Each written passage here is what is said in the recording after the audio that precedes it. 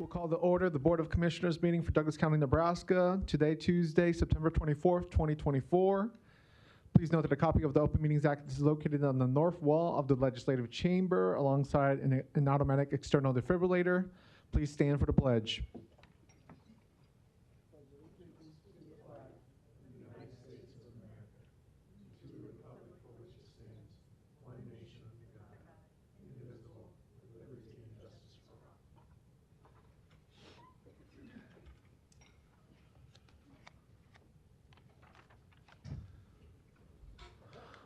We'll start with our Douglas County Board of Equalization. Roll call, please. Commissioner Borgeson is absent. Commissioner Boyle, Commissioner Kavanaugh, Commissioner Friend, Commissioner Morgan, Commissioner Rogers, Mr. Chair. Here. First items of business are items A and B. A being the approval of the minutes of the Board of Equalization meeting held Tuesday, September 17th, 2024. And B, a call for a meeting and set Tuesday, October 1st, 2024 as date for hearing on certified assessment corrections reflecting the addition of omitted property to the tax rolls or increased value on property. Do I have a motion and a second? Second. Motion by Rogers, second by Morgan. Please vote.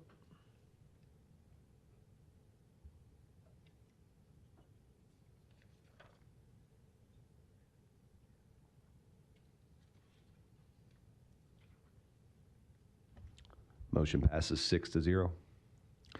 Thank you. Next, we have our resolutions, resolution C through E, which we could take in block and also combine with adjournment if desired.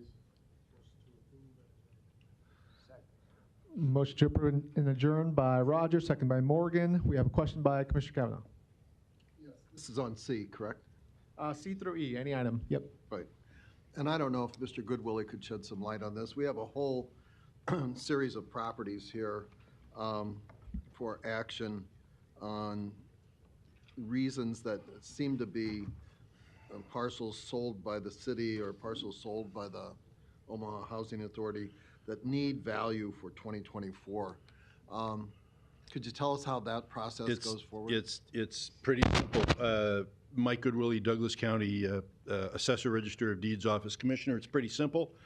For the most part, parcels owned by the state or its political subdivisions, like cities or even housing authorities, are exempt from property taxes. Right. When those entities sell that exempt property to somebody that isn't exempt or isn't doing something that's exempt with it, then that property gets a value. Then that property gets a value for tax purposes. Right. So at some point during the course of the year, these properties all were exempt. They all sold to somebody. They come on the tax rolls. They get a value. Right.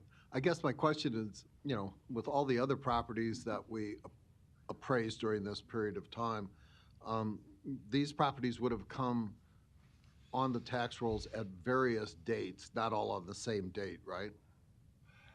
They all would have sold at various points throughout the year. Right. And it's kind of a workload function. You get a bunch of these and you do them, and it tends to be easier to send them up in bulk. And as long as we get it done before tax billing, it isn't really going to matter. So these are just procedurally kept as a separate category of properties and presented to us all at once. Sure. When one of these governmental properties sells, it will go to our appraisal shop for value, and then ultimately, rather than sending one or two at a time, we'll send them two.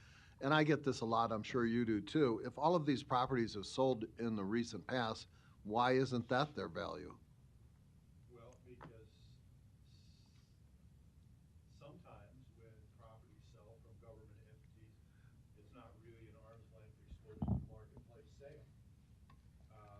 And second, state law doesn't let us move properties to selling prices automatically. We're supposed to look at what we think the value would be in the marketplace in an arm's length transaction between a willing buyer and a willing seller. So these properties will receive a valuation, you say, before the tax bills go out, is that right? You bet. Okay, and when would that be? Actually, they're getting a value today if you approve the resolution, and then the billing happens in December. Oh, so there has been a value set on these? Sure. Yeah, okay.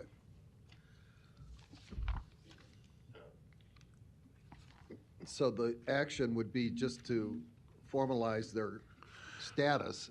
Exactly, because by state law, after the end of March, an assessment office cannot unilaterally add or change value on its own. It always has to go through the County Board of Equalization.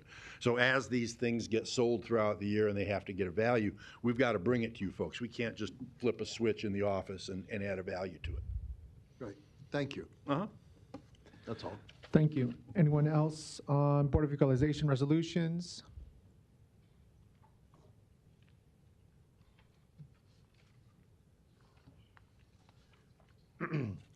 Larry Store, 5015 Lafayette Avenue, Omaha 68132. I had to move down there because the speakers back there aren't working again.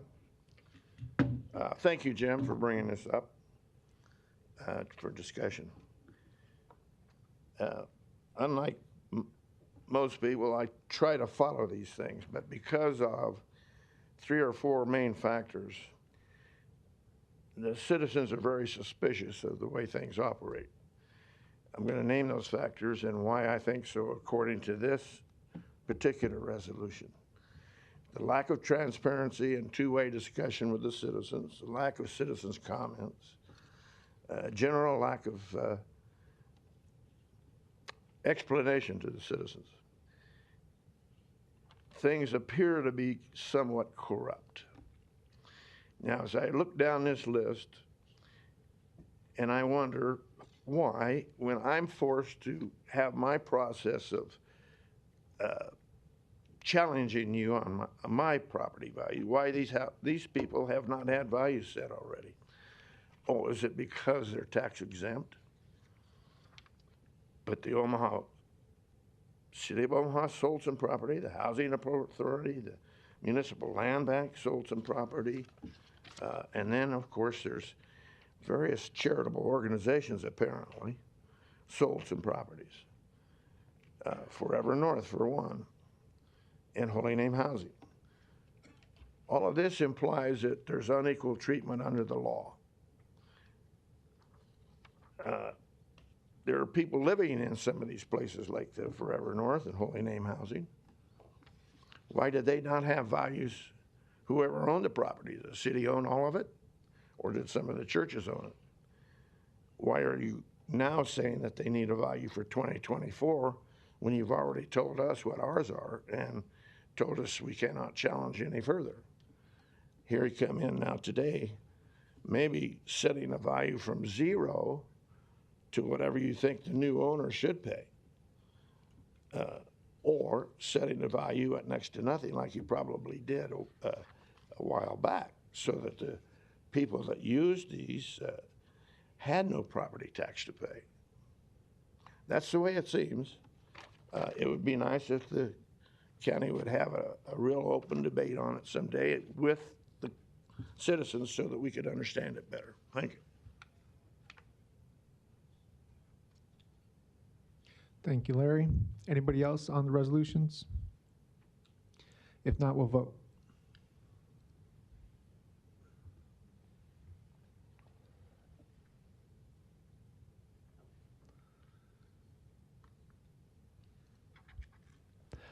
Motion passes 6-0. That concludes Board of Equalization. We'll now move to Board of Commissioners. Roll call, please. Commissioner Borgeson is absent. Commissioner Boyle? Commissioner Kavanaugh? Commissioner Friend? Commissioner Morgan? Commissioner Rogers? Mr. Chair. Here. First item of business are items 1A and B. A being the approval of the minutes of the Board of Commissioners meeting held Tuesday, September 17th, 2024. B being the approval of claims submitted for payment process through Tuesday, September 24th, 2024. Do I have a motion and a second? Motion by Rogers, second by Morgan. Please vote.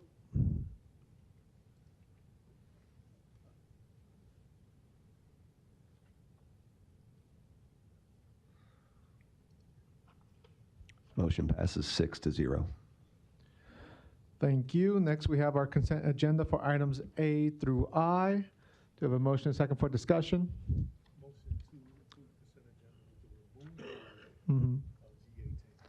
G 10? Oh, 18, sorry. All right, there's one request to take 1018, or excuse me, G18 separately for the Charles Drew sub-resolution there.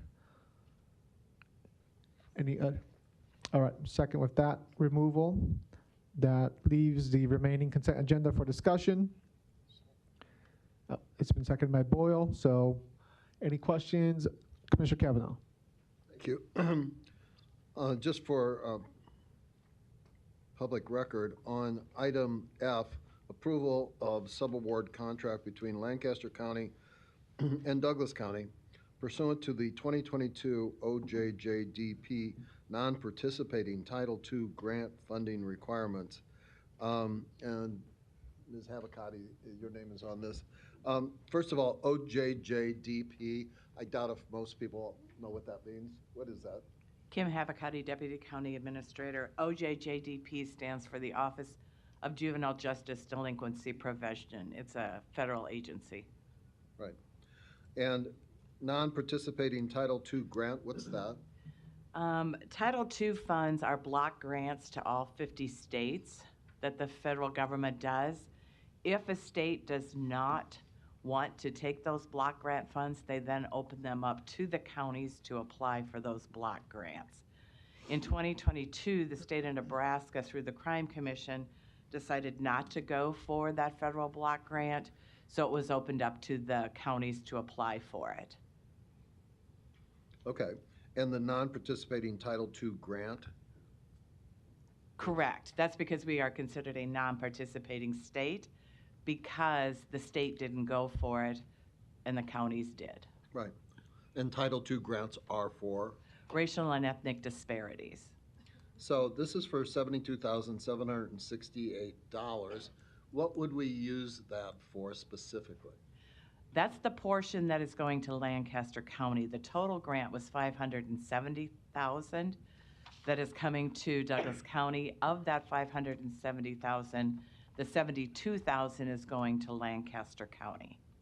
Okay, so $500,000 would remain in Douglas County. $500,000 pretty much remains in Douglas County, and those funds are currently being used for our stability services that we use for pre-adjudicated youth through our home program to keep youth safely at home. Okay. Why are we doing it this way? Why wouldn't Lancaster County get their own? They could have. This was at the request of the federal government so that they didn't have to do it two different ways. That would all come to us, and we would do a sub-award then to Lancaster County. And it benefited Douglas County because then we did not get into a competitive grant situation with other counties. It still gave us the majority of the grant funds, Commissioner. So other than Douglas and Lancaster County, do any other counties in Nebraska receive these funds? No other counties applied for them. So the entire state award was $572,000? Correct. And the state decided not to go for it. Good.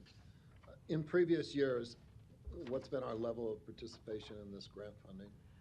Pretty much since 2018, Douglas County has obtained the OJJDP non-participating Title II, except for 1 year where the entire amount was given to Lancaster County. And for instance, last year, how much did Douglas County receive? Last year, well, if you're going off of the 2023 Title II grant funds, the state of Nebraska got all of those funds because they decided to keep them. So starting in 2018, we've received for every year, each grant year, about $450,000. And this would help us keep kids out of incarceration. Is that correct? Correct. It's used for the home program, knowing that electronic monitor is being used on these youth, but also putting in-home family support services and day reporting services to strengthen our electronic monitoring program. That's time. Thank you. Thank you. Anybody else on consent agenda? If not, we'll vote.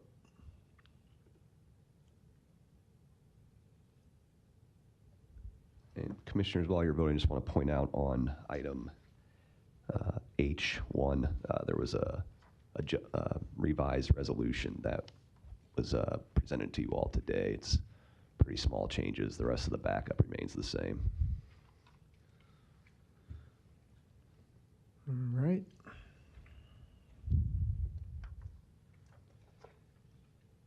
Motion passes 6-0. Thank you.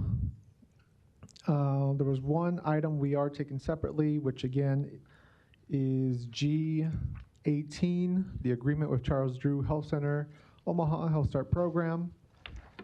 So I'll take a motion and a second for that one. So moved. Motion by Morgan, second by Boyle. Any discussion on G18 specifically? If not, we'll vote.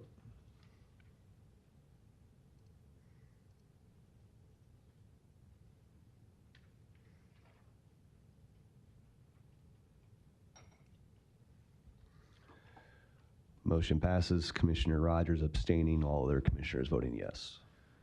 That takes us to section 3 for recognitions and proclamations. The first one is item A, resolution recognizing October as Black Maternal Health Month, co-sponsored by Commissioner Rogers and Boyle. So I'll toss it to both of them if one of you want to take the lead.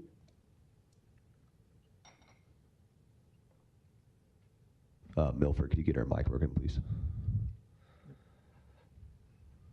Thank you. Thanks. So because of the disparity, especially between Black and non-Black, particularly mothers, when it comes down to maternal health, it's very important, I think, to bring this to light, especially in light of the deaths of Black women and birthing folks, and whenever in pregnancy, it's really a national crisis. We need to bring this to our attention. So be it resolved, whereas a person's race should not determine their health outcomes, and pregnancy and childbirth should be safe for all. However, for individuals of color, specifically Black women and birthing folks, safety and equity have been tragically denied. And whereas in Nebraska, Black infants are twice as likely to die during birth, and the rates for birthing parents mirror this tragic outcome, Nebraska has the second highest difference between white and Black babies' death rates in the nation. And whereas Black mothers die from complications related to pregnancy at roughly 2 to 3 times the rate of other women, regardless of their income or education levels. Whereas in Nebraska, 51.6% of counties are defined as maternity care deserts, areas without birthing facilities or maternity care providers. Black women living in areas of higher poverty have an increased likelihood of inadequate prenatal care. And whereas to improve maternal outcomes, Black women and birthing folks should have the right to seek medical care and control their health care decisions without barriers such as income, education, or zip code, and that all women must have equitable access to the full spectrum of reproductive and mental health care before, during, and after pregnancy. And whereas to improve Black women's maternal health, we need a comprehensive approach that addresses health across the lifespan, improves access to quality care, provides greater economic security to women, and uses policy to create system change. And whereas all Nebraskans must raise awareness of the state of Black maternal health by understanding the consequences of systemic discrimination, recognizing the need for urgent solutions, amplifying the voices and experiences of Black women, families, and communities, and committing to build a world in which Black women do not have to fear for their well-being, dignity, and lives before, during, and after pregnancy. Now, therefore, be it resolved by this Board of Commissioners that the Board hereby declares and recognizes the month of October, next month, Black Maternal Health Month, and encourages our residents to bring awareness to, find solutions, and utilize opportunities to change these tragic outcomes for Black birthing people and infants. Dated this 24th day of September 2024. I'd make a motion to approve. Motion by Boyle, second by Rogers. Thank you, Commissioner Boyle. We'll take comments or questions.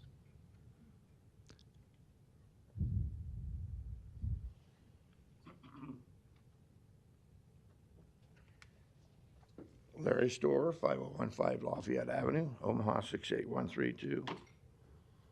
This is another thing that needs to be discussed, because the way this words, I have to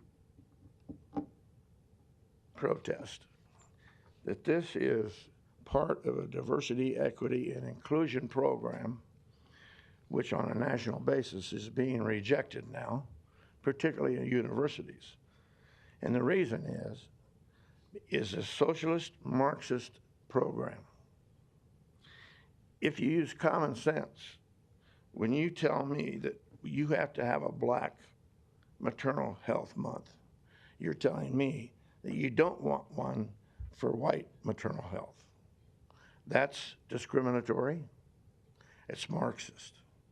Please stop this stuff and take the funding for DEI programs out of our county government.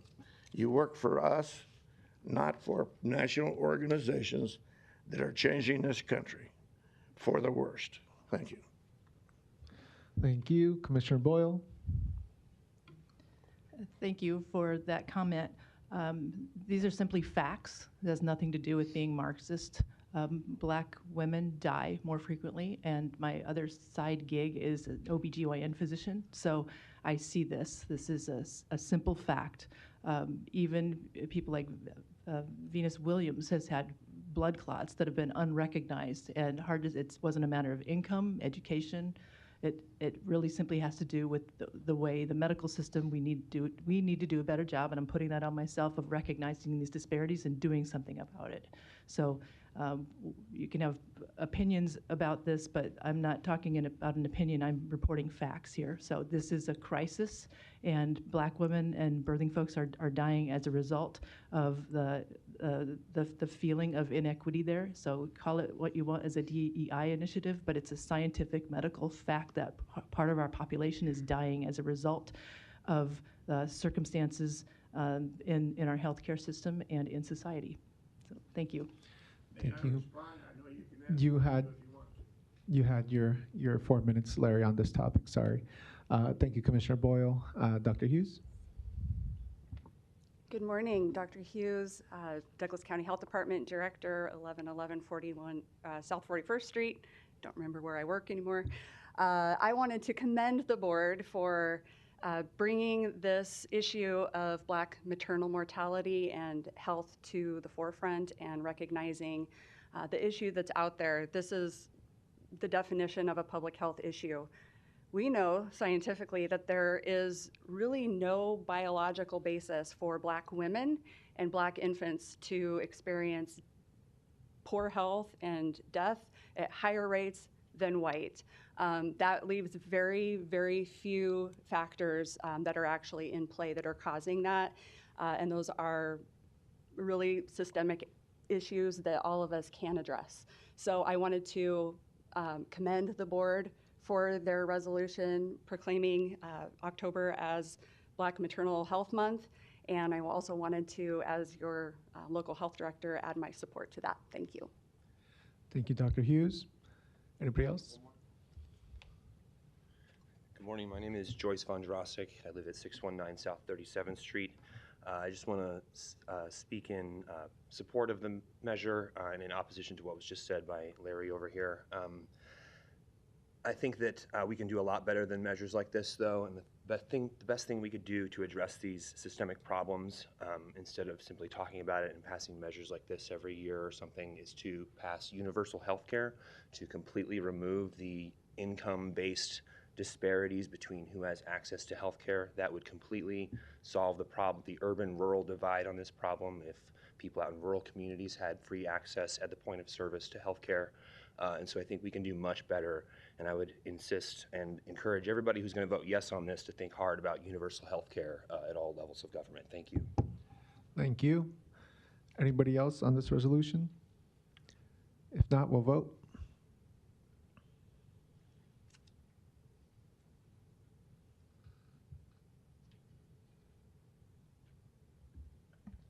Motion passes 6-0.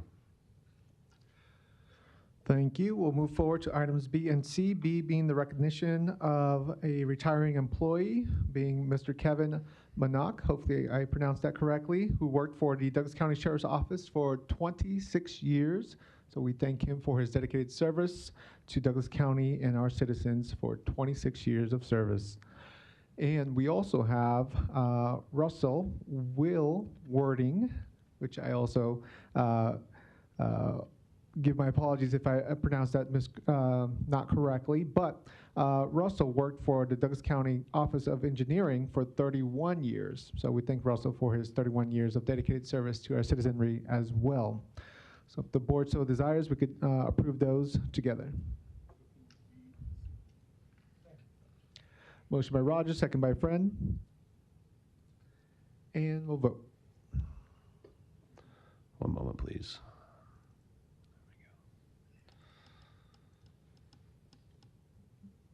Okay, thank you.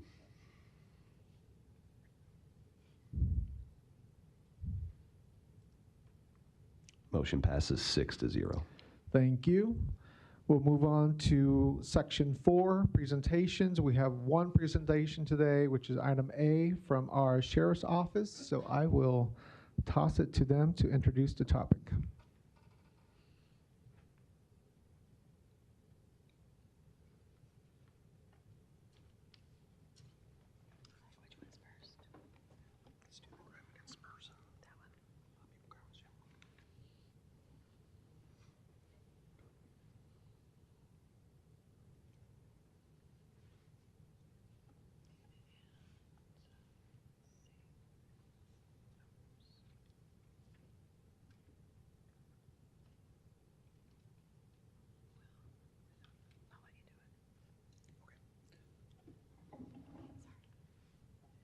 Just click through them as we go to each slide. So.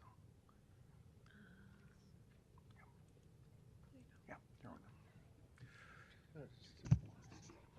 Eric Sellers, 3601 North 156th Street. I work for the Douglas County Sheriff's Office. I'm the captain of the Criminal Investigations Bureau. I want to thank you for allowing us to come and present to you.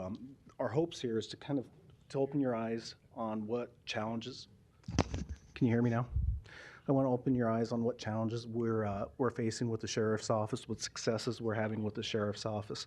I believe in the past we operate kind of behind the wall, and you don't necessarily hear everything that we do back in criminal investigations. And I really want to start, quarterly or yearly coming to you and letting you know what we're facing and letting you buy in on the choices we make and addition of personnel if needed or equipment we need. So with me is Jason Stellick. He's our sergeant of our persons crimes with the Douglas County Sheriff's Office. We have Sergeant John McFarland, and he is a sergeant overseeing the property crimes. About a year and a half ago, the sheriff and I and the chiefs had a discussion on how we can improve investigations, and it was decided at that time if we could operate on two systems, two sergeants, one focusing on crimes against persons and the other crimes against people with their respective crews, we can better streamline that process. And so far, I think we can show that we've had successes with that over the last year or so, although all crimes seem to go up each year, 5-10%, and sometimes even more. I think with the graphs we'll show you, we can show you that a lot of those, the arrests are, we have more arrests and the crimes are going down to some degree.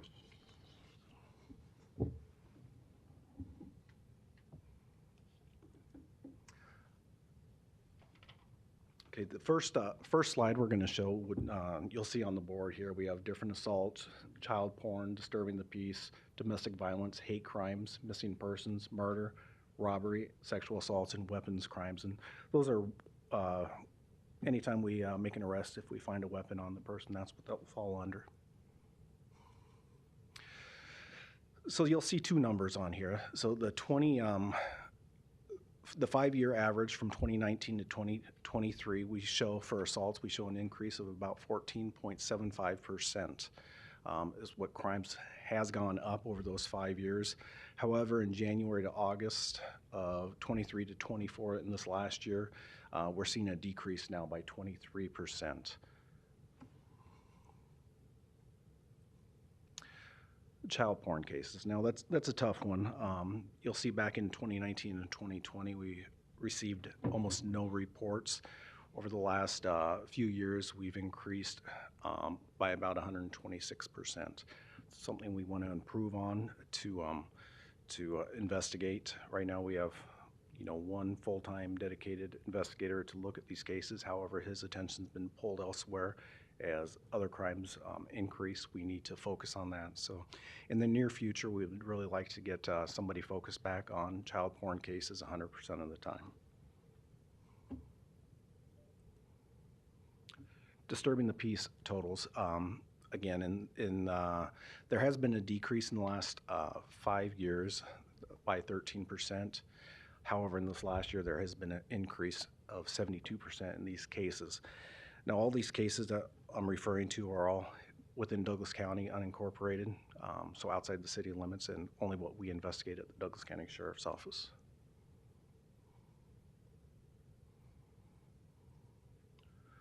Drug offenses. There has been an increase each year of 29% in the last 5 years. However, in this last year, we've decreased by 12%, which we're very proud of.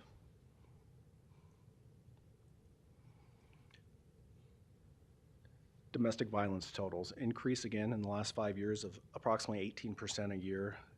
Within this last year, we have decreased by about 10%, and we'll see how the year finishes off for us on that.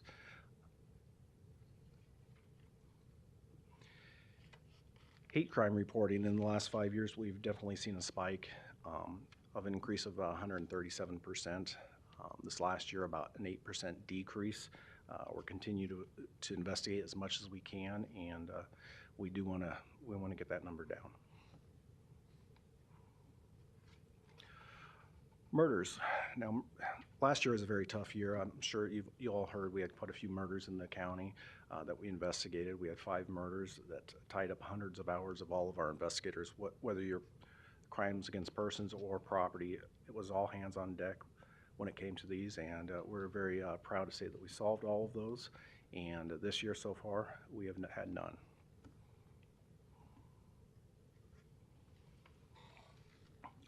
Robbery, we show a decrease of 50% in the last 5 years.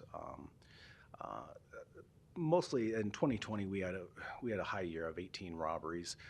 If you take that number out, that outlier, usually they stay around 4 to 5 robberies a year, which would stay fairly consistent. And when I talk about those spikes, they're usually it's usually a group of people that go out and commit several robberies, and until we can take them off the street, make an arrest, they'll continue until. And those are usually, that's attributed to that large number you see there. Sexual assaults, again, a decrease in 5 years of 23%, increase of about 95% just from this time last year. So we're doing what we can there. This is a tough one. It's hard for us to pinpoint where any sexual assaults would occur.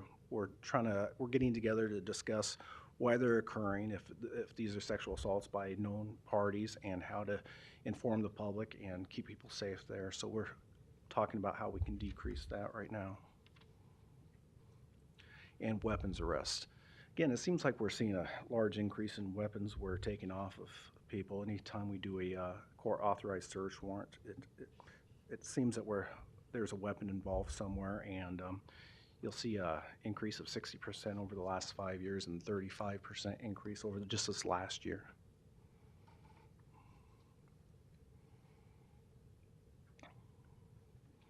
Jason, do you want to discuss anything on persons crimes?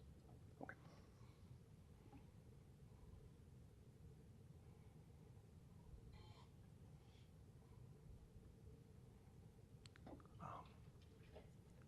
Get the next slide up.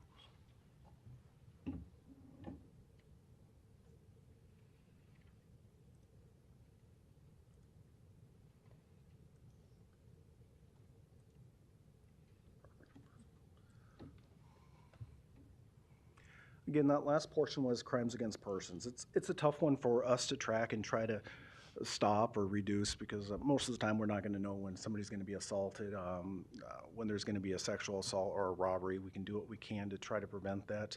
But property crimes, it's more trackable. We can identify trends and patterns and try to put as many investigators in a certain area to reduce those as possible. So you'll see some different numbers here.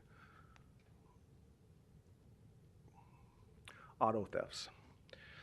There has been an increase in auto thefts of 52%. However, in this last year, a decrease of 33%. Now, this is mostly attributed to 2023, where there were a large group of youths stealing, were they Hyundais or Kias?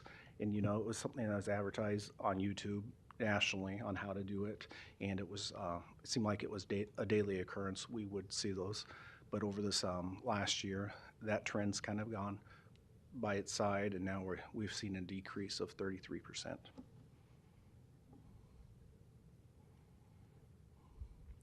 Burglaries, increase of only 1% each year over the last 5 years, and within this last year, that's decreased by 4%. And I would say that the what's causing this decrease would be a shared effort between us and Omaha Police. As you know, that they have the real-time crime center now, and we do have the LPRs that you all agreed to, and they're so helpful. You know, we have them out there if we have a suspicious car or a car seen outside of burglary. We can go back and find it. If we can find it on the LPRs, we're able to trace the suspects down that way.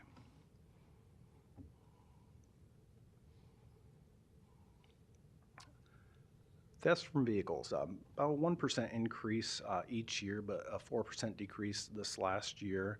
Our investigators, they're doing a very good job on identifying suspects. Again, I think a lot of this has to do with the LPRs and making arrests on this.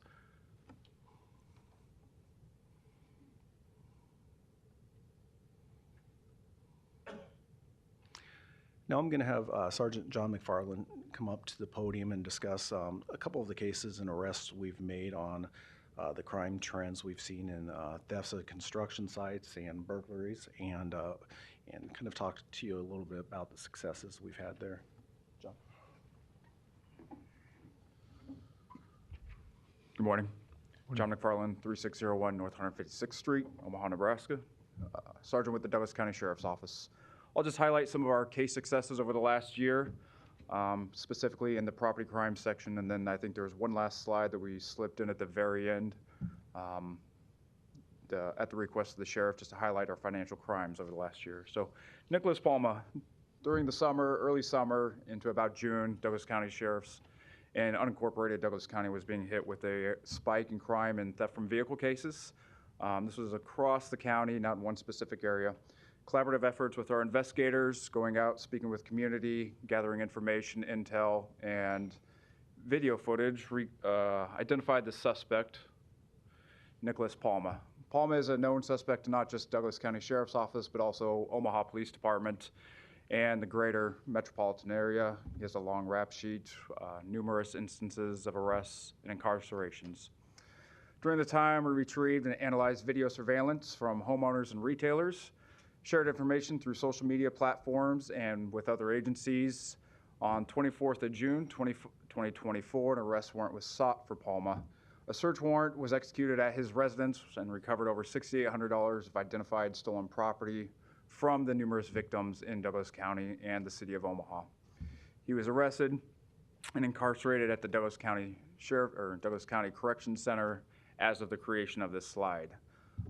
Immediately after his arrest and incarceration, we saw a 33% drop in theft from vehicle cases, just going to show that the investigative efforts of our agency, combined with other agencies in the metro and the citizens of Douglas County, led to the drop in crime.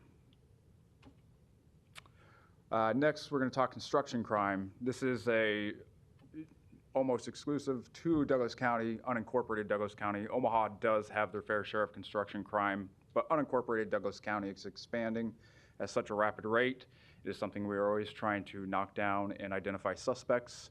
Over the 5-year average, 2023 saw a 16% increase, and from January to July 23 versus 24, we saw a 24% decrease. That can be attributed to some of the arrests coming up and the efforts of our investigators. Martin Garcia. Early this summer, we saw a spike in theft from construction sites. This case and the next two will highlight why we were seeing these and how we were able to combat those. Garcia is connected 5% of the construction theft in Douglas County to date from 2024. Victims recognized in this specific case and arrest, a victim recognized his power tools listed on Facebook Marketplace. The investigators went down to the area of where a prearranged meeting was to occur, conducted some surveillance on the suspect's residence, and with that and some other information, secured a search warrant on his residence. At that search warrant, we recovered over 200 stolen power tools and hand tools, and were able to return a large majority of the property back to the victims. He was arrested on July 16, 2024. He's currently incarcerated at the Douglas County Correction Center. We believe he was acting as a fence. He was receiving a lot of the stolen property from other individuals who were out thieving, and then turning around and selling them on social media sites. We talked about Garcia. Next, we'll talk about Kirk Baldwin and Nathaniel Topi Perez. Kirk Baldwin, he is another one of these long-known suspects in Douglas County, has a long criminal record. He's connected to 11% of our construction theft cases to date in 2024. This spring, we saw a spike in construction theft, not just in the overnight hours, but also during the daytime hours. The suspect was going into mainly residential homes under construction and taking electrical equipment. Mr. Baldwin previously was an electrician. Retrieval and analysis of video surveillance from homeowners, retailers determined that Baldwin and his vehicle were suspects in the thefts of electrical breakers from homes under construction. In April, a search warrant was secured and executed at his residence. Numerous breakers and electrical equipment was recovered during that search warrant. He was arrested and booked into Douglas County Corrections Center. He was then sentenced on a parole violation. We were able to return some of that property in that case. Next, Nathaniel Topi Perez. Again, early this summer, we saw a spike, just with those other two cases, construction theft in unincorporated Douglas County. Nathaniel Topi Perez is a known suspect to Douglas County Sheriff's Office specifically. He was arrested in December of 2023 while he was in possession of approximately $20,000 in construction property. We were able to identify him as a suspect, executed a search warrant at his residence, recovered another approximately $20,000 of property, 100 power tools, some larger equipment from his residence. He was on pretrial release at that time. Immediately as we opened the door, we saw a lot of our property. He was arrested in July and is currently incarcerated at Douglas County Correction Center, waiting his court hearings. Finally, a current investigation we have going with not only Douglas County, but some of the surrounding agencies. We have identified 2 suspects involved in construction theft in not just unincorporated Douglas County, but also both sides of the river here in Omaha and Iowa. We are working with these agencies, home video surveillance, and a tip identified 2 individuals as suspects in roofing material thefts, stealing materials and later selling them to companies, almost acting as a fence. We are working with both Nebraska and Iowa law enforcement agencies with similar theft reports. This case is ongoing. And finally, we slipped in a slide here last minute on our financial crimes. This is one of our fastest growing crimes in unincorporated Douglas County. As you can see, against the 5-year average, 2023 saw a 37% increase. From January to July, 23 to 24, currently this year we are seeing a decrease. I'd like to think those are some of the efforts of the Sheriff's Office in making everybody, the public, aware of that, working with our community partners, both in the public and the private sector. 2024 year to date, we've had over $1.5 million of reported loss to Douglas County Sheriff's Office in financial crimes and scams. Does anybody have any questions on property crimes? Go ahead and conclude the comprehensive presentation, and then we'll take questions from everybody. Yep. Absolutely. And I just wanted to pinpoint, as you see the decrease in crimes, whether they're persons crimes or property crimes, I want to thank you all for your efforts, allowing us to hire not only to buy equipment we need like the LPRs, but we've hired an analyst that she's great. She puts everything together for us in a package. She works well with Omaha Police, and we know crime trends while they're happening, and we can get that out to our patrol division to look for certain cars or people at that time. And it's because of your efforts with us to protect the citizens, we've been able to do that. So. Okay, I'm open up for questions. All right. Thank you so much, gentlemen. We're going to go ahead and jump into discussion here, starting with Commissioner Kavanaugh. Thank you. And I'd like to thank you, Sheriff, and your staff for this report. I think it's good to get these on the heels of what we had, I believe it was last week, from staff about the demographics of Douglas County, particularly the unincorporated areas, which I think has a population of 90,000 people of the 600,000 in our county. And so these numbers would be reflective of that population that you have primary responsibility Correct, for. yes. Right, right. And, that said, it also comes on the heels of the FBI's report, I believe yesterday, showing, pretty significant decrease in violent crimes. And, some of that is reflected here, but there's little ups and downs. I want to note that of the 90,000 roughly residents you got, all of these numbers for the last complete year seem to be at the highest in like the 130 level. So, out of 90,000 people, you get 130 auto thefts in a year, which, puts it in perspective that you're doing a great job of detecting crime and fighting it. At the same time, a great job of maintaining relative public safety. We live in a relatively safe community. I think so. Right. And I give you full credit for contributing to that, because as we saw from your report here, when you do effective detective work and you pick up somebody who's responsible for 20% of a particular crime category, that's really a big deal. And that doesn't happen because of a random stop. That's detective work. My hat's off to you for doing that. Absolutely, thank you. That said, I think that the takeaway from this is you're doing a great job, and as a result, we live in a relatively safe community, and so the resources that we devote to you and the Sheriff's Office are money well spent. And so thank you for this, and keep up the good work. Thank you. I want to add something really quick. Douglas County Sheriff Aaron Hansen, thank you for that comment. Two things that I really want to highlight there. We are starting to come down off the post-COVID spikes. So we did see that spike in violence in the years, in COVID years and following COVID. So now we're starting to hopefully continue that downward trend.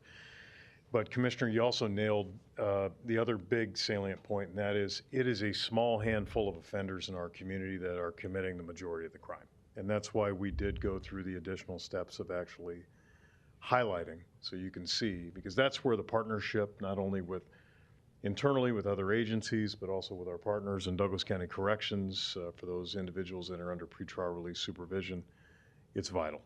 Because if you can control that small manageable population, you can impact crime in a big way. Sheriff, thank you for that. And as a criminal defense attorney, I want to commend you for noting that these individuals incarcerated are innocent until proven guilty. Yeah. And you put that actually in the report, so thank you for that. Absolutely. Thanks again. Commissioner Morgan.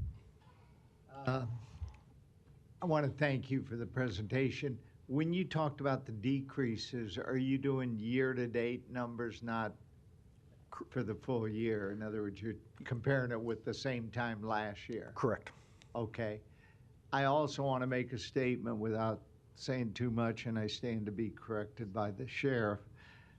But the job you're doing is pretty unbelievable. I happen to know the sheriff is out sometimes himself at 3 in the morning in neighborhoods, not just outside the county, but in the city if he gets the report.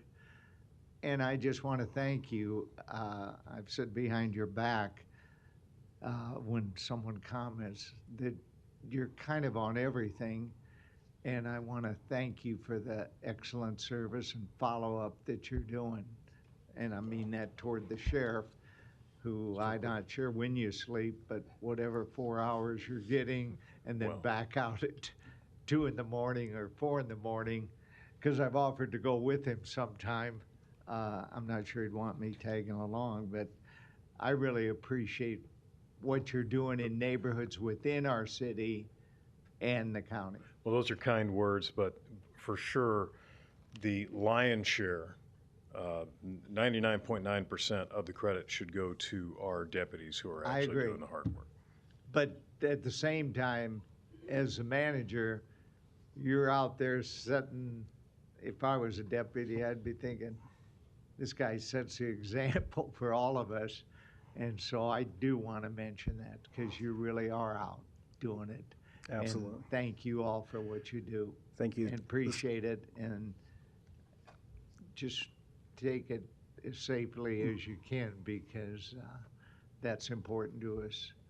Also is your safety. Thank you. Just a quick note on my end, it's good to see some of these decreases in some of these categories from last year to this year, showcasing the quality of work being done in the Sheriff's Office Department. And also, I know despite some of the decreases, which we do want to see, I know there's also been a lot going on with the murder cases, within the last year or two, with the tornado response. And thank you for being a collaborative partner with emergency management, health department, everybody else involved in emergency response, because it's a moment where everybody needs to come together and just work for the better good of the community. And so traffic control, and then the follow up with people who try to commit property thefts, and after a tornado or a storm happens. I know all of you have been on top of that at the Sheriff's Department. So I thank you for all your work with everything that's been going on in the community with these last few years, pandemic, storms, murders, et cetera. So it's been quality services at the Sheriff's Department. So thank you for that. Thank you, Commissioner. Wanted to mention something else that I thought of. I've talked to a couple postmen, the United States mail delivery people. Unbelievable what's going on with the mailboxes, and that's all over. And they've talked about that, how these people are going through neighborhoods and the mailboxes are open, and mailbox harm that's coming in our community, and I'm sure you've seen that. And I stand to be corrected if you say, no, that's not a problem, but I think it really is a serious problem, whether you're putting up that red flag and somebody else is getting the mail, or they're going through your actual mail. Yes, absolutely. We're seeing that. And I believe the whole goal of the suspects there, they're taking the mail to find what they can to wash a check or commit some type of fraud. And our sheriff was out this morning at between 3 and 5 this morning and identified a person we're going to now look into, and made another arrest. So when we talk about him out there working and leading by example, he's certainly doing it. Thank you. Mm-hmm. Do you know what kind of caffeine the sheriff uses to be awake Once I so much? figure that out, I'm going to use it too. All right, gentlemen. Thank you. Anybody else on this presentation? If not, we'll conclude. Thank you so much Thank again. you very much. That takes us to section 6, public hearing. There's item A hearing to set the final county tax rates for fiscal year 24-25. I believe our finance director, Lori Persh, will speak on this item. With that being said, I shall now open the public hearing to set the final tax rates.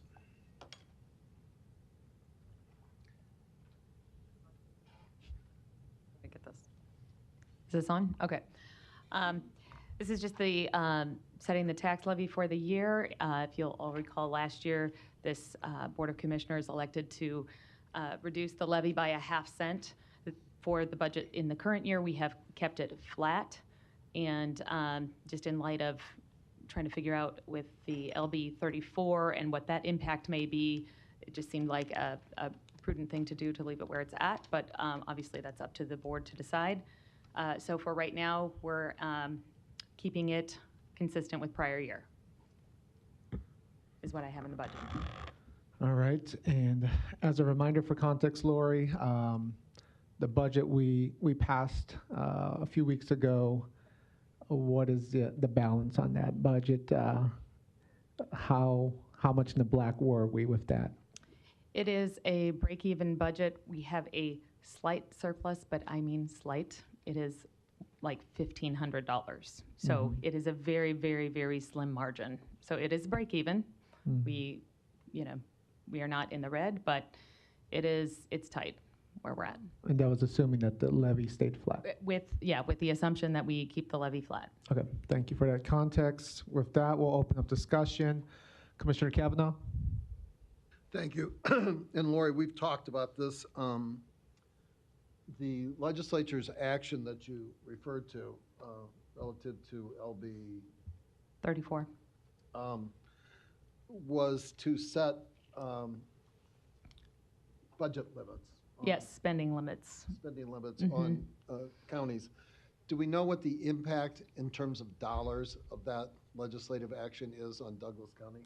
Not yet. We have some spreadsheets, and we're working through that along with the finance directors of several other counties and, of course, the municipalities as well that it affects. But that is still TBD. Right. And if we leave the mill levy flat, what amount of revenue will that generate for Douglas County? It's on that notice here, just a moment. The property tax request is $202,377,114 that will bring in. I'm sorry, say again, please. $202,377,114. Okay. And our budget amount for this year? The total budget, including ARPA, was like $607 million, and the general fund was, I'd have to go back and look, but it's quite a bit lower than that, 300 and some million. Okay. Recently, we had a hearing here pursuant to state law that is required annually of governmental entities whose tax bill goes up, I guess you would say. Yes. And that happens if you keep the mill levy the same and you increase the value of the property in the county, which has happened here. Right. If the valuations go up and the levy is the same, then you will bring in more, and you get an allowable growth percentage. If it's beyond that allowable growth percentage, then you have to be present at the joint public hearing that we had last week and explain, your budget dollars and what you're using those dollars for. Right. So that happened to Douglas County, and so year over year with the same mill levy that we had last year, how much more revenue would we raise this year? Well, this year it is $202 million. Last year it was $188 million. Okay, so 202 million. So 14 million more. 14 million more, okay. And how much is a mill? How much does one mill generate in revenue? I'd have to go back and calculate it. I know the half penny that we did last year was 3 million. I think a half penny this year would be, I just calculated it like 3.5 million. Right. So we are proposing that we would increase the property tax bills of property owners in Douglas County $14 million if we take the action that you're proposing. Of keeping the levy Same. same. We'd go from Yes. 188 million to 202. Yes. Okay. In the hearing last, I believe it was Wednesday, all the jurisdictions who had that happening came in and testified to 10 justify seconds. their increase, right? Yes. Okay. Did the city of Omaha come in? No. Did the Omaha Public Schools come in? No. Okay. So they either lowered their mill levy or anticipate lowering their mill levy or cut their budget. Is that what you presume from that? Yes, I think so. Otherwise, they'd be required to do what we did, which is come in and explain. Right. So, if they're keeping their revenues the same, they must be using other sources. That's time we can come back around. Yeah. Yep. Commissioner Friend? Thank you, Mr. Chair. Every year at this time, I would point out that it's probably important to note some of these things, and I don't say it that often, but I have said it. I said it last year. I'm going to say it again. It's really important to note and understand how, for all of us, I own property, my property taxes went up just like everybody else, and understand what type of control mechanisms and what type of factors go into that stuff. That's not word salad. That's real. It's important to note, and Lori did a really, really good job last week of noting what Douglas County actually has to do, what we have to do, and the amount of money, the amount of revenue that we actually generate, the actual amount of property tax revenue we generate that's being pulled from all of us. It's important to note that Douglas County receives approximately 13% of the property tax revenue. Lori laid that out. 13%. The city receives more. The schools receive a heck of a lot more. By the way, this is not excuse making. I'm trying to communicate what I learned from the time that I was a tax wonk in the legislature to when I actually got here and saw it, felt it. The legislature and the governor, I probably would have voted for what they were doing if I would have been down there. They capped our spending capacity. That's what they did with LB 34. What needs to be understood is what we're going to end up having to do is look at the non-mandated services that we have, and we're going to have to look at cuts. We are. That's going to happen. Not apologizing for it. That's what we'll have to do. Legislature dictates to us how we approach our business 90% of the time, and we're going to have to look at cuts. I'm saying it here in public right now. It's going to happen. Whether it succeeds or not, that's a different story. Oh, but keep in mind, over 50 of the services that we provide at the county level, over 50 services that we provide at the county level are mandated by a state statute, or the state actually says, no, you will fund it. Or the feds say it. No, you will fund it. There's a statute behind it. If there's a statute behind it and they say you don't have to fund it, they're essentially telling you that another entity is going to fund it, or you're going to have a public-private partnership and it's going to get funded. Somebody's going to do it. If you don't do it, somebody may sue you, somebody may come after you, who knows? 27 that are not mandated, however, many of those services people in Douglas County depend on. I don't want to, all kinds of things. The long-term care center, for example, Douglas County Health Department. Tell me where you'd like us to whittle some of those things down. Tell me. I'll have some of my own determinations, but I'd like to hear it. What the legislature and the governor did in this last session only addressed half the problem. Here's what I mean. They did almost nothing to control assessment growth. Now, Mike knows this well, and the assessors know this well. That growth is what it is.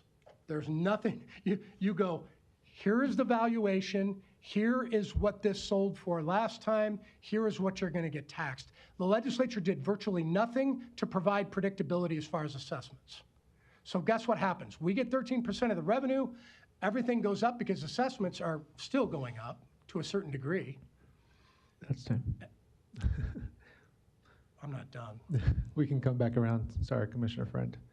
Well, if nobody else is in the queue, you can keep going with that stream. So I don't believe I'm doing this to bloviate. I'm doing this because I want people to understand that we get it. I was watching the whole thing last week. I know it. I feel it. Everybody on this board feels it. The big question is, what did the legislature do in regard to predictability, in regard to tax authority, as far as our decision-making and attitude toward all this? I would love right now to actually lower the levy lid. You know how much that would help? About this much. About that much. You know why? Because once we lower it and we have to go in and pay for those 50 services, we're going to go, all right, well, there's no more money. Let's go to the long-term care center and let's start slashing. Or let's close it. Do you want to be the person who's going to tell one of those 250 people that they're kicked out on the street? If that's what I was elected for and I have to do it, then that's what I'll do. But I don't want to do that. Most of the people in that facility need to be there. 80 to 90% of them, we go through this at every trustees meeting, are, for all intents and purposes, need to be there because they have nowhere else to go. I'm passionate about this because I didn't understand. I spent a certain amount of time down in Lincoln making decisions that affected our decision-making, and I didn't care. I sat on the revenue committee and said, you know what, we're $300,000 short of revenue, we're going to cut. Well, what impact is that going to have? Forget about NACO for a minute. What impact is that going to have on Arthur County? What impact is that going to have on Cheyenne County? What impact is that going to have on Douglas County? I don't think I'm that stupid, but I didn't care. Maybe I am that stupid. I'll let others weigh in. The bottom line with this is, the most frustrating part is that I went down and testified in front of a legislative committee about our inheritance tax. I said, this is a terrible tax. It needs to go away. But guess what? Douglas County gets $17 million of inheritance tax money. The reason I'm maybe a little exercised about that is, remember those 50 programs that we have to pay for? That's $17 million gone if they do that. So I testified in a neutral capacity. I had people afterward in other counties going, well, we're a little disappointed you testified neutral. I said, that tax is terrible.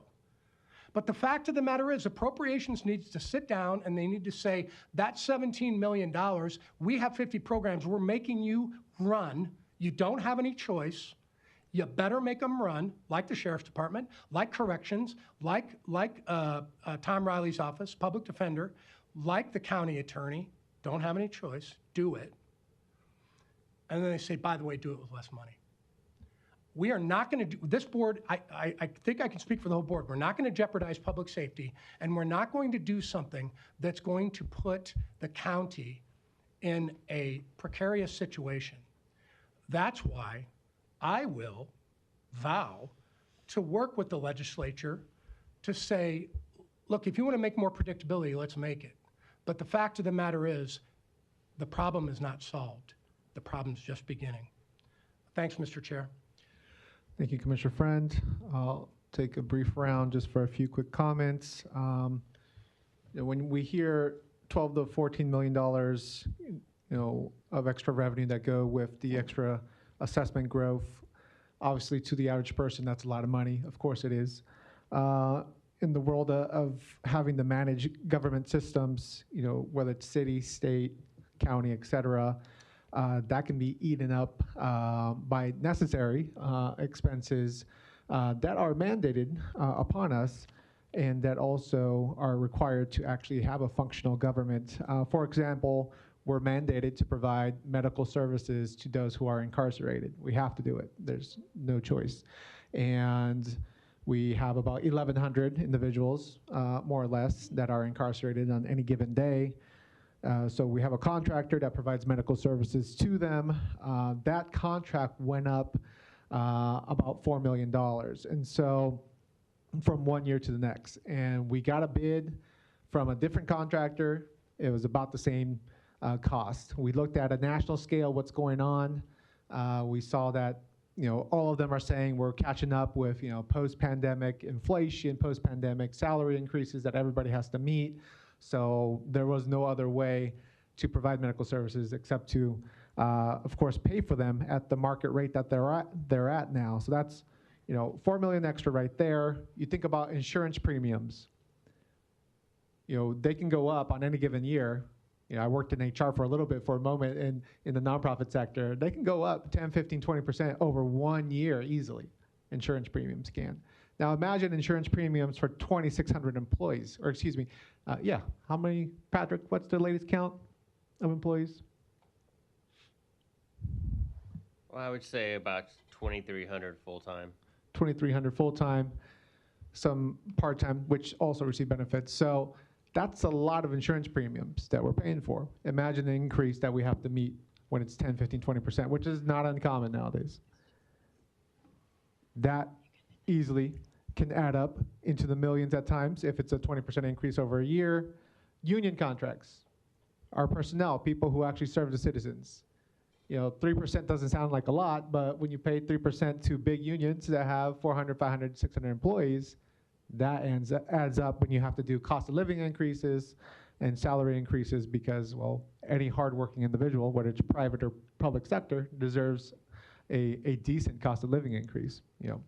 So all this adds up quite a bit.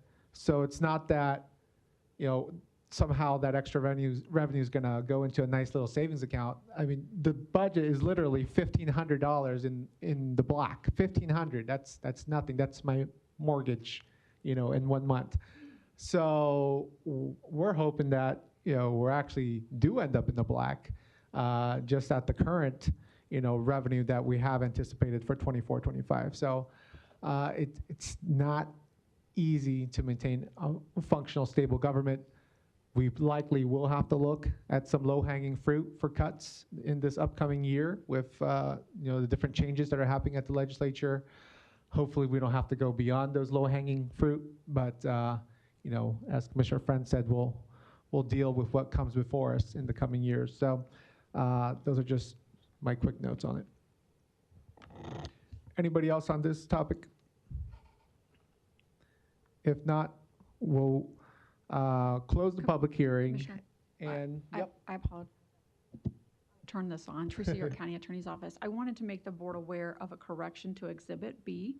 It was through inadvertence. It just cites to, if you turn your attention to Exhibit B, it cites to Nebraska Revised Statute 77-1601.02.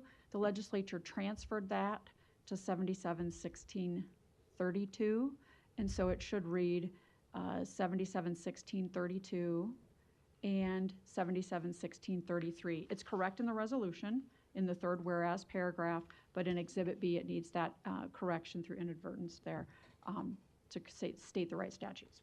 Okay. Thank you, Teresa. Commissioner Kavanaugh? Are we going to have public comment from the public? Yeah, I just asked if anybody had additional comment, which includes the public. Oh.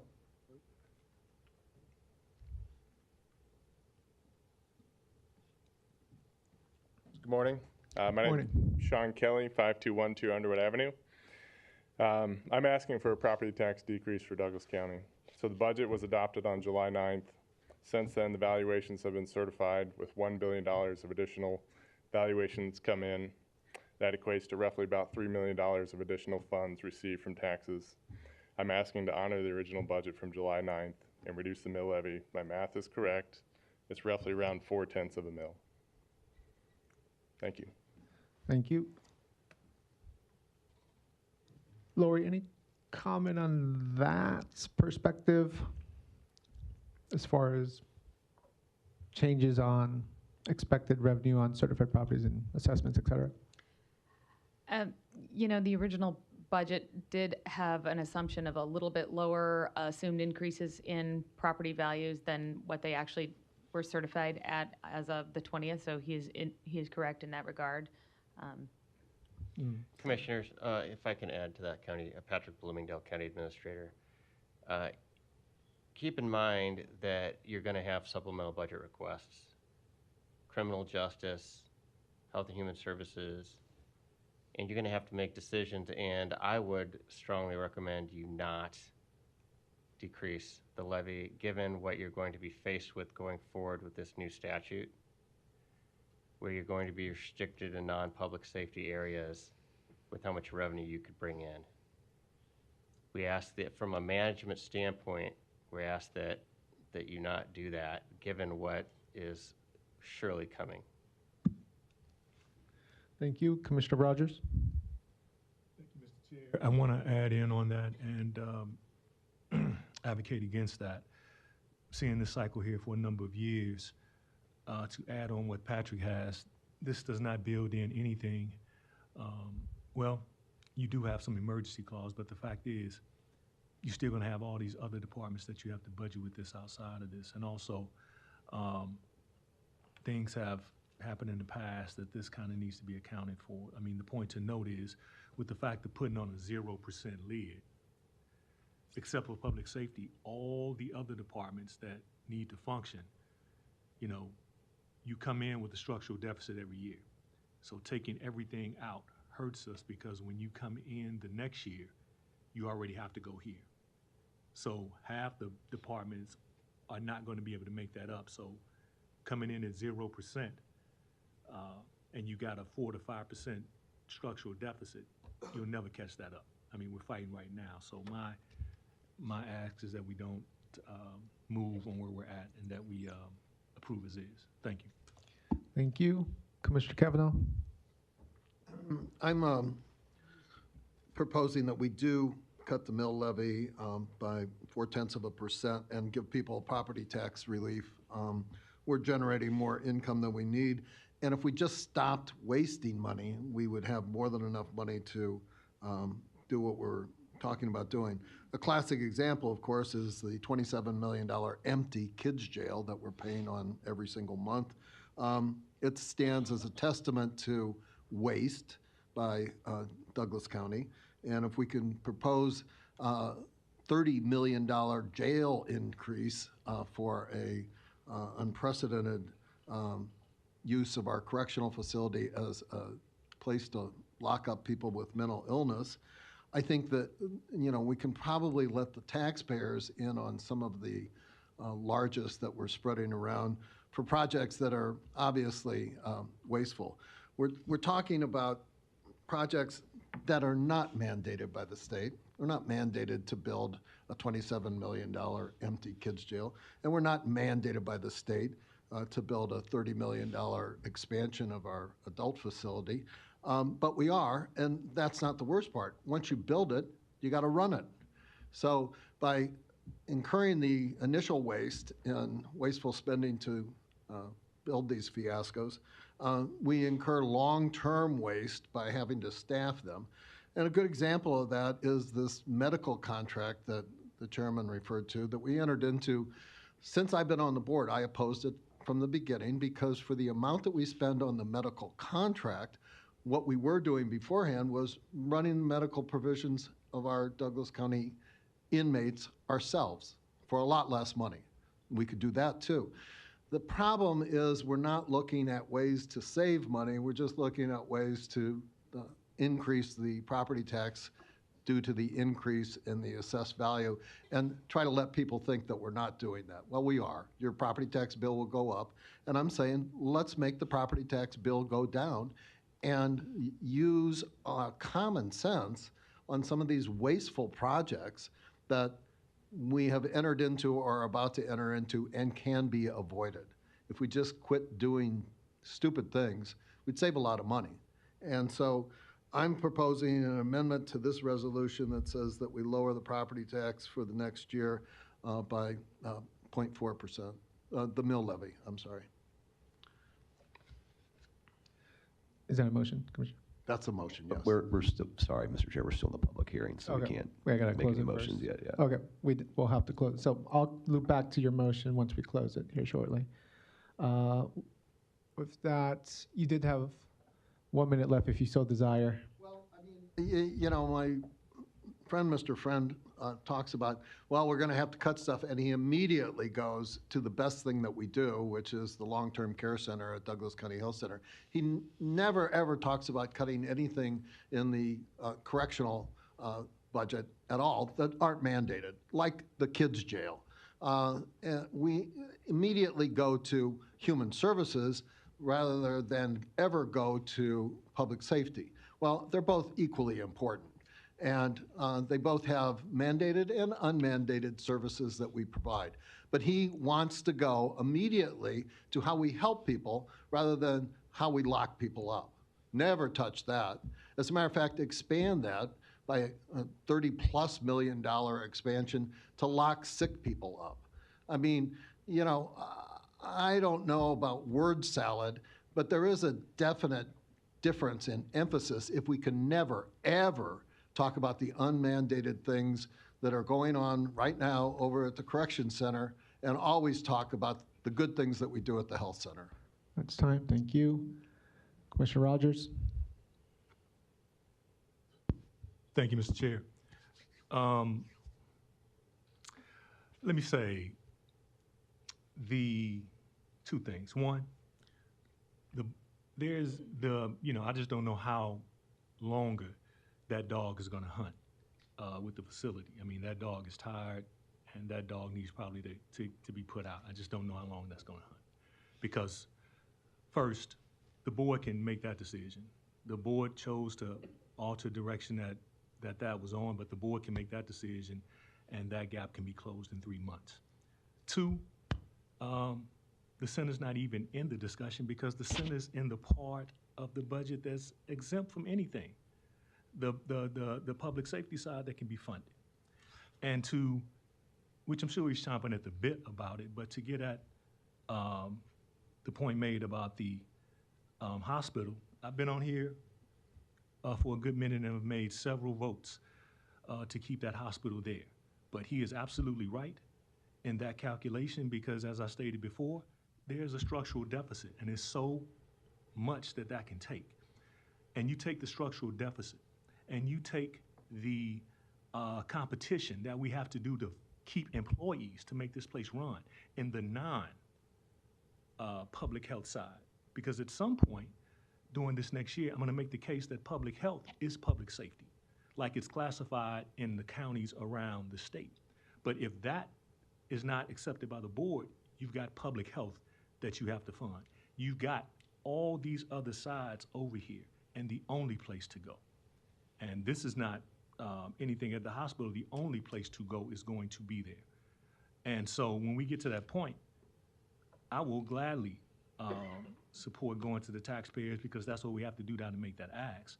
But the fact is, that point made by Commissioner Friend is exactly right. That's the first place that's going to be because that is sustained. And we need to fight as much as we can, and I'm on record for doing that. But I just want to say, he's not out of line by saying that.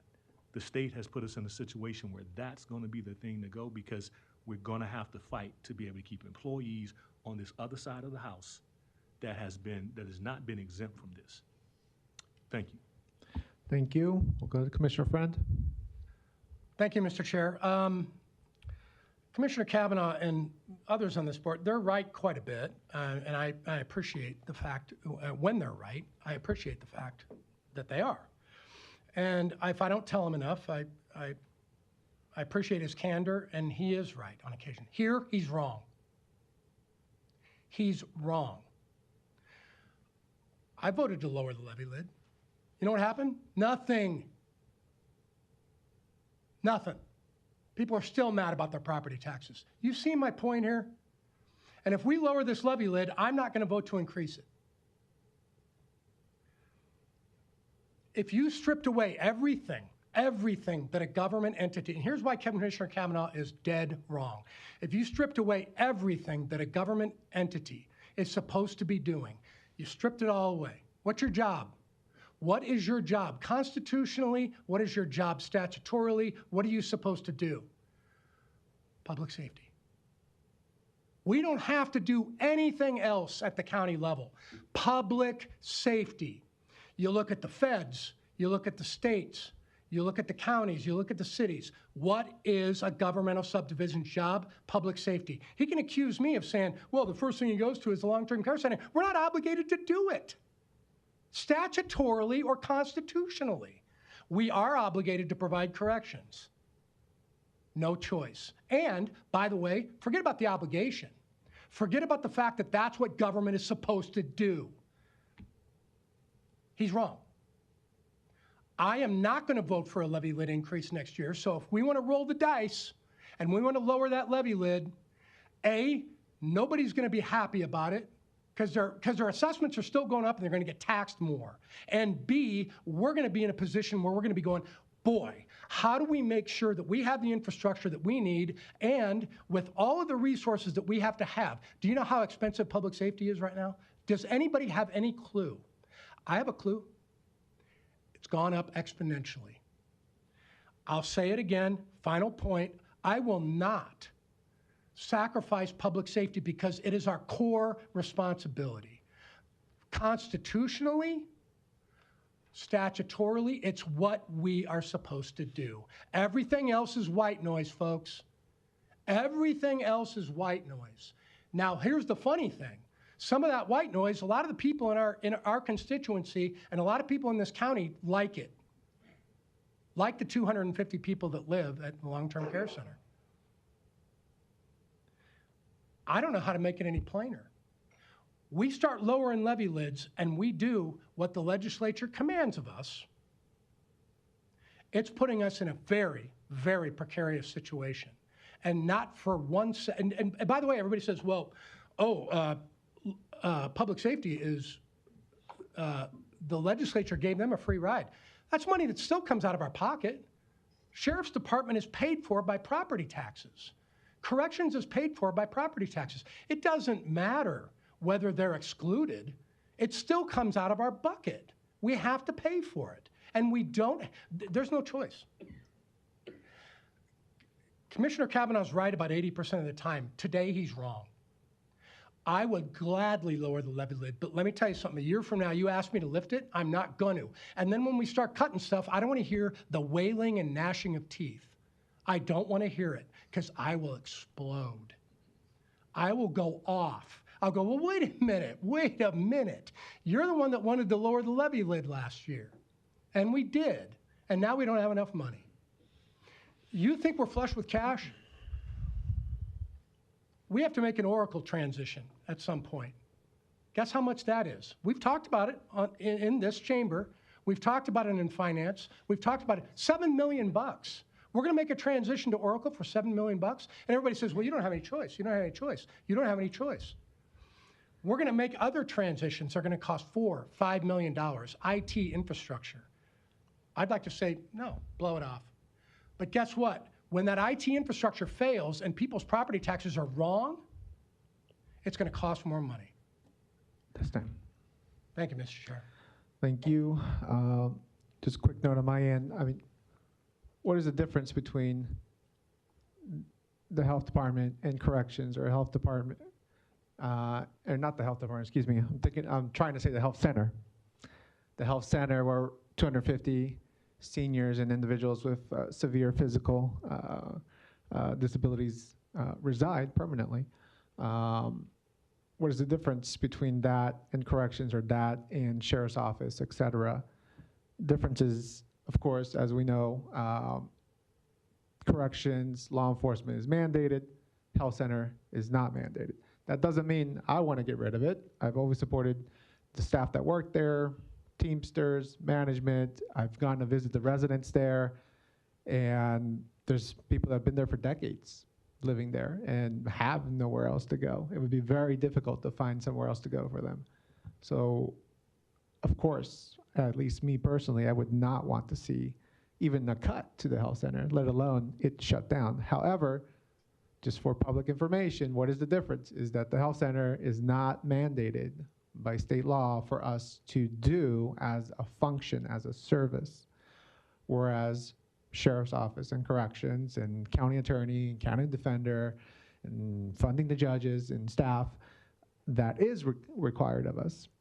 You could say, well, go slash them and make up money there. Well, okay, well, we can't say when they're up here, hey, we are so proud of you and we are so happy to fund you, and all your resources that we give you are worthwhile, and yet on the flip side, say go cut there because we want to keep things like the health center. I mean, obviously this is all an intricate, difficult balance, especially if we do see more financial pain in the future. Right now,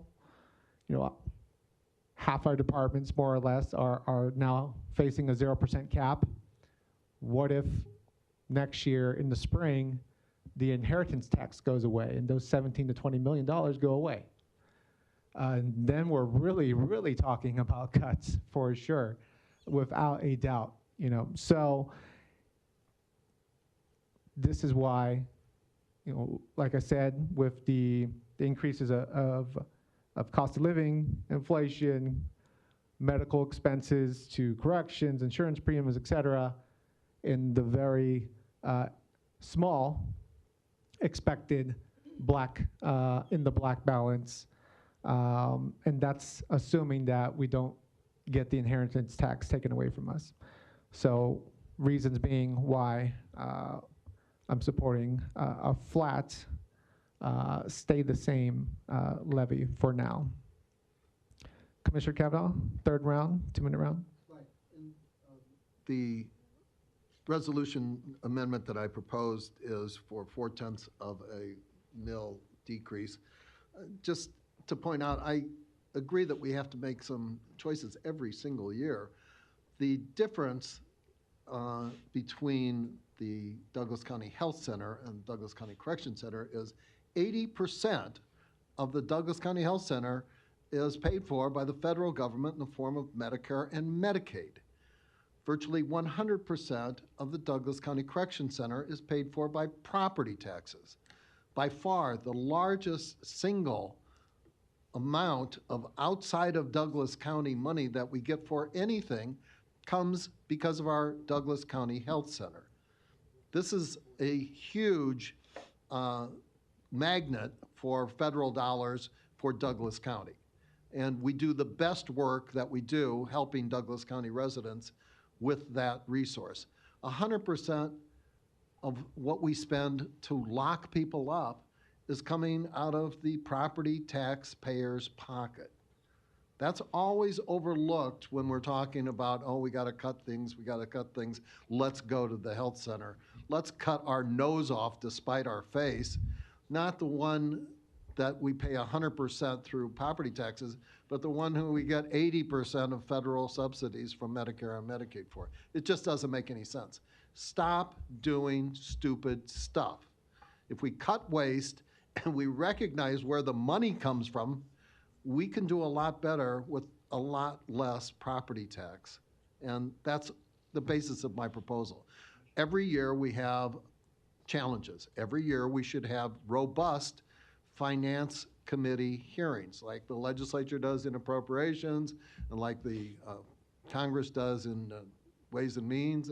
We need to have a robust public discussion that's transparent, that is more than a 20-minute item way down on the agenda that nobody is here for. So I propose that amendment, Mr. Chairman, and I would ask that we have a vote on that. I will get to that as soon as we close the hearing. Commissioner Rogers? Thank you, Mr. Chair.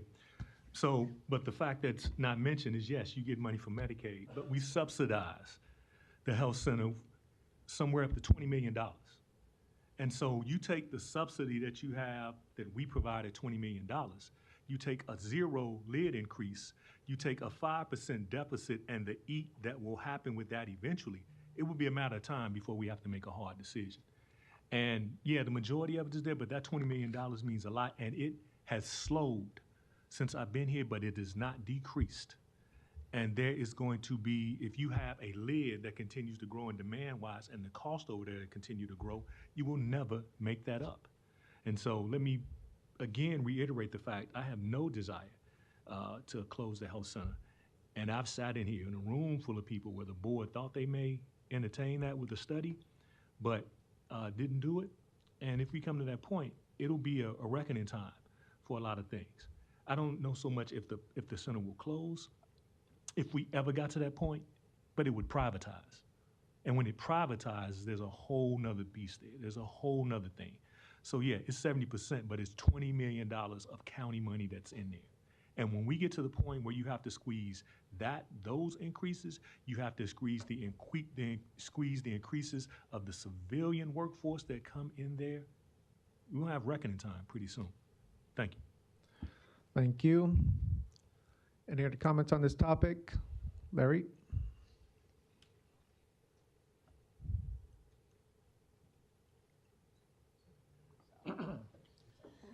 Larry Storr, 5015 Lafayette Avenue, Omaha 68132. Thank you, Mr. Kavanaugh. On the topic of word salad, there's been a lot of that this last few minutes. The primary responsibility is to support, defend, and protect the Constitution of the United States. which people are not doing. Every day, we're being told time and time again that it's a democracy and we need to do everything we can to help everybody. But when you do that, you're neglecting somebody else. Equality is the Constitution. We don't need all these laws to protect other people from this and some people from that. You're spending money on programs, a lot of them, that are recommended to you by 501c3s from out in the hinterlands, out in Washington, D.C. somewhere, or community partners and 501c charitable organizations here, that because they have the hand in your pocket, they control your agendas. The Juvenile Justice Center, I remember, we didn't get to vote on that, and it's still not being used. And you can't do without my inheritance tax. If I have anything left, I'm not going to have anything left because of your property tax. You're barking up the wrong tree on inheritance. It's not going to be there. And that's the case with a lot of people.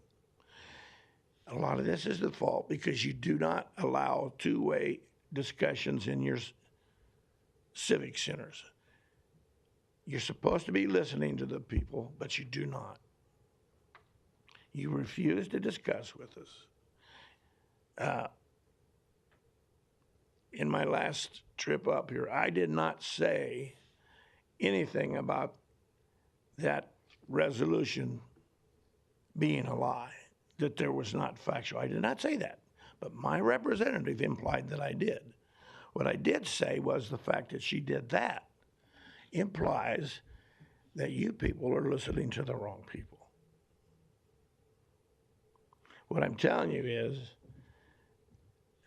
when you change everything inside out and around and blame the rest of the people for not having black woman maternity equality, you have just accused everybody else of being bad people. That is what Marxism does, Maureen. Don't tell me that white people have all of the safety that there is, because I know differently.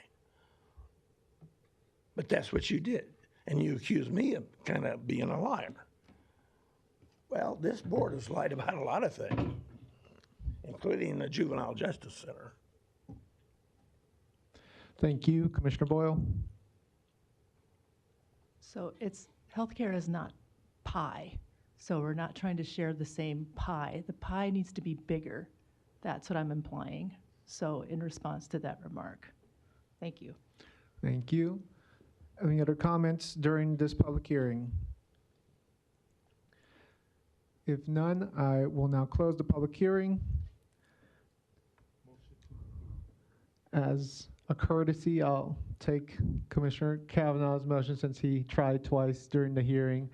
Go ahead, Commissioner Kavanaugh, and then I'll get to Rogers.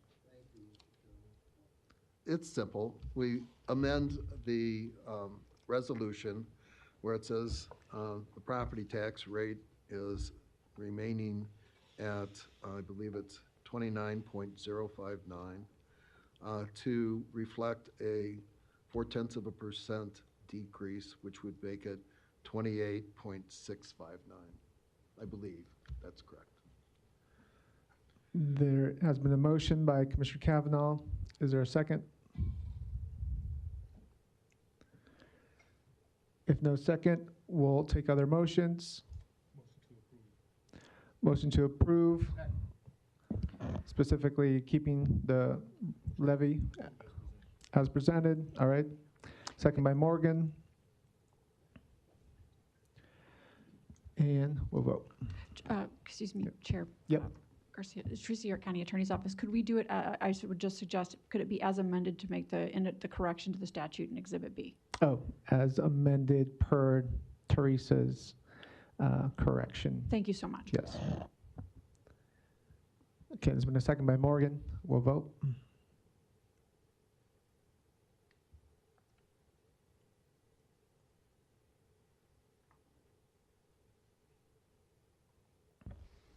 Motion passes. Commissioner Kavanaugh voting no, all other commissioners voting yes.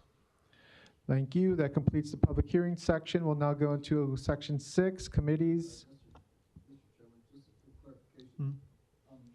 The vote was, I believe, 5 commissioners voted yes, 1 commissioner voted no, and 1 commissioner was absent. Is that an accurate reflection of the vote? Mr. Clerk? Yeah, I mean, I usually don't announce for votes when someone's absent, but yeah, obviously Commissioner Borgeson was absent, and you. Right, Yeah. right. I just wanted the record to reflect the actual vote. Thank you. Thank you. Going to committees, we have our budget report under finance as presented. And then we do have a resolution under community services. By nature of the topic, there is a resolution to exempt windstorm debris hauled by the county engineer from their annual 1,500 ton allocation. We have Kent Holm. Good morning, Commissioners. Kent Holm, Environmental Services Director. Briefly, this simply exempts the debris that was hauled as a result of the July 31st windstorm from their annual allocation of 1,500 tons. And because there's a board resolution identifying that, that's why I'm bringing this to you today. That resolution simply exempts the tonnage that was delivered to Pheasant Point for that specific natural disaster. Thank you, Happy Kent. to entertain any questions. All right, we have a motion and a second for discussion. Motion by Rogers. Second by Friend. Any discussion on this item? If not, there's a motion to approve. Please vote.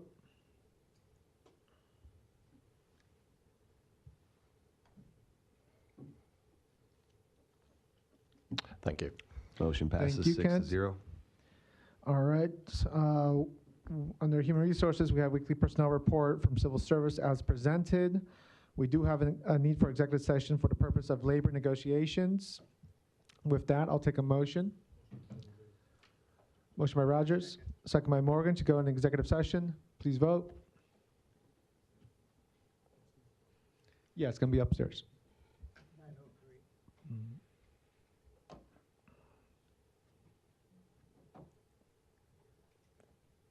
Motion passes 6 to 0. Thank you. The board will now go into executive session for the purpose of labor negotiations. We will be meeting upstairs in room 903.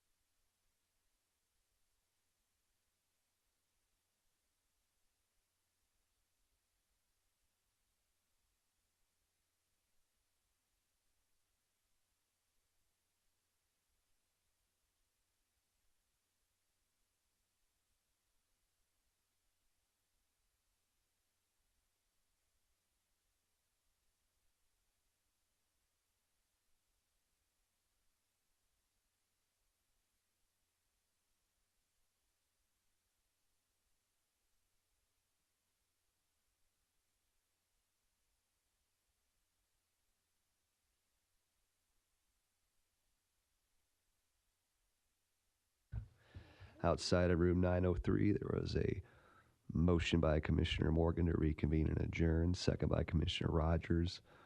Motion passed 4-0. Present for that vote were Commissioner Rogers, Morgan, Friend, and Garcia. The meeting adjourned at 10:56 a.m.